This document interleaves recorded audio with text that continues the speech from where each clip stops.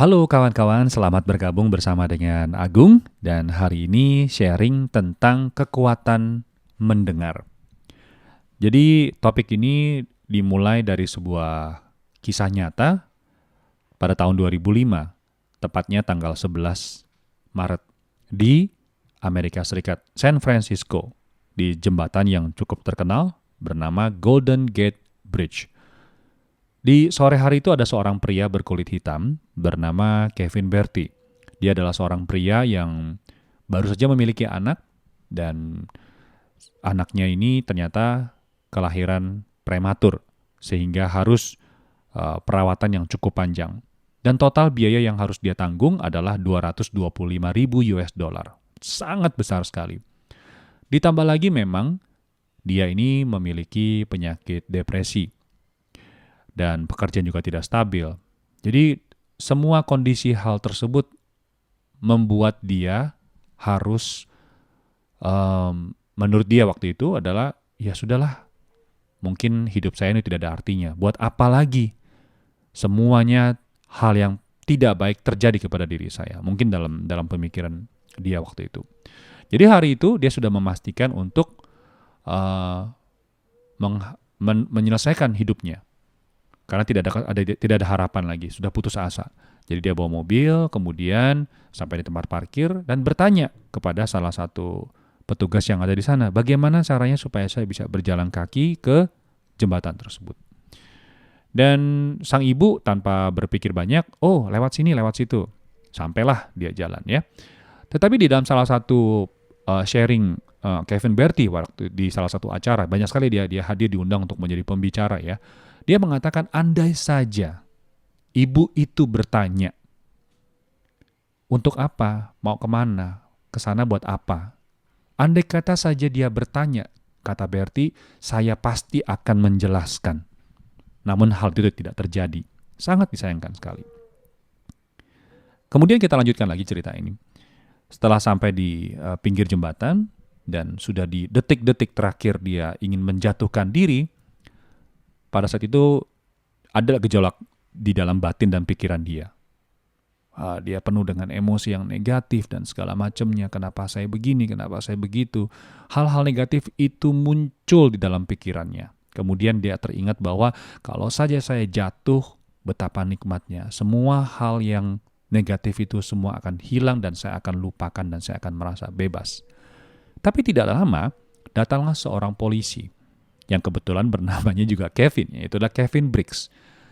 Jadi polisi ini begitu sampai, berbeda dengan, ya unik ya, karena Kevin Briggs ini tidak menghujat atau tidak memberikan teori dan segala macam, nasihat tidak. Tetapi polisi ini begitu sampai di depan Berti, dia bertanya, "How are you? Apa kabar?" Banyak sekali pertanyaan-pertanyaan yang disampaikan kepada Berti. Kemudian pada saat itu Berti, begitu polisi datang tentu saja ya, dia langsung berteriak atau berkata-kata, "Jangan ke sini. Kalau Anda ke sini saya akan jatuh, saya akan mundur. Jangan mengatakan hal-hal itu semua lagi, pokoknya jangan, biarkan saya sendirian." Tapi dia belum memutuskan untuk menjatuhkan diri, teman-teman sekalian. Dan pada saat itu polisi tetap di samping, terus berkomunikasi, bertanya, memberikan perhatian. Dan selama 92 menit, untuk pertama kalinya, Kevin Berti merasakan bahwa ia didengar. Dalam hidupnya dia mengatakan, belum pernah ada orang yang mau mendengar suara saya. Belum ada orang yang benar-benar mendengarkan hati nurani apa yang ingin saya sampaikan. Di detik itu dia merasakan orang lain ada. Dan dia merasakan dirinya hadir juga di tengah-tengah orang ini, di tengah-tengah keramaian ini. Selama 92 menit, si polisi ini, Briggs ini menemani Berti. Bersama-sama melewati 92 menit yang cukup panjang sampai pada akhirnya Kevin Berti memutuskan untuk naik lagi ke atas jembatan dan kembali ke hidupnya. Cerita ini belum sampai selesai di situ saja, karena selama 8 tahun mereka tidak lagi pernah bertemu, sampai pada akhirnya mereka bertemu dan saling bercerita bagaimana kondisinya sekarang saat ini, dan ternyata ada berita gembira. Karena semenjak itu, Kevin Berti mengikuti pelatihan psikologis, ataupun juga perawatan dan seterusnya. Yang bersangkutan akhirnya apa? Memiliki 3 orang anak, bukan cuma 1. Kemudian pekerjaannya juga sudah mulai melakukan pekerjaannya. Sedangkan Kevin Brick sendiri menjadi salah satu ketua atau pemimpin badan sosial yang berkaitan dengan menyelamatkan orang-orang yang sudah putus asa. Teman-teman sekalian, dari cerita ini, buat Agung sendiri, ada satu inspirasi yang sangat mendalam buat Agung adalah ternyata kita ingin berbuat baik kepada orang lain, tidak perlu menggunakan banyak teori atau nasihat. Karena semua orang tahu nasihat yang terbaik buat dirinya sendiri. Mungkin bukan sekali 2 kali, kita sudah bosan mendengarkan nasihat-nasihat itu. Tapi kalau misalkan di sekeliling kita ada orang yang mau mendengarkan suara kita, betapa nikmatnya hidup ini. Entah teman-teman setuju atau enggak ya sama pendapat Agung. Dari sini Agung juga seringkali juga melakukan teknik yang sama kepada diri sendiri. Karena mendengarkan itu bukan hanya mendengarkan orang lain, tapi kita bisa belajar mendengarkan diri kita. Bagaimana caranya? Yang pertama, mungkin kita bisa belajar mendengarkan jasmani kita. Mungkin di bagian tubuh kita ada yang merasa tidak nyaman.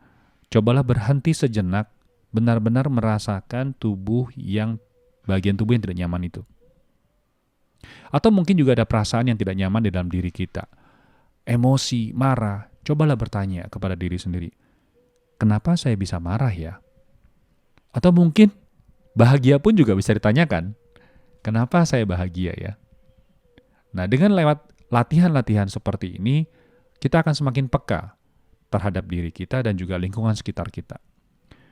Atau mungkin teman-teman juga punya permasalahan dengan keluarga, dengan orang tua, pasangan, anak, teman kerja, atasan, bos, dan seterusnya.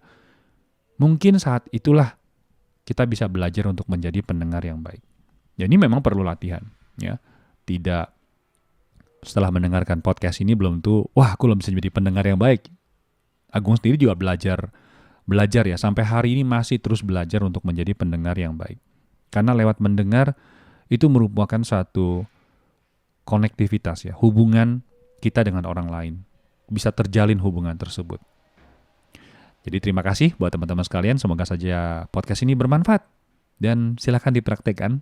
Dan kalau misalnya teman-teman suka dengan acara ini, juga jangan lupa untuk subscribe dan juga bisa di-share ke teman-teman sekitar Anda. Kita ketemu lagi di podcast berikutnya. Salam optimis. Bye-bye.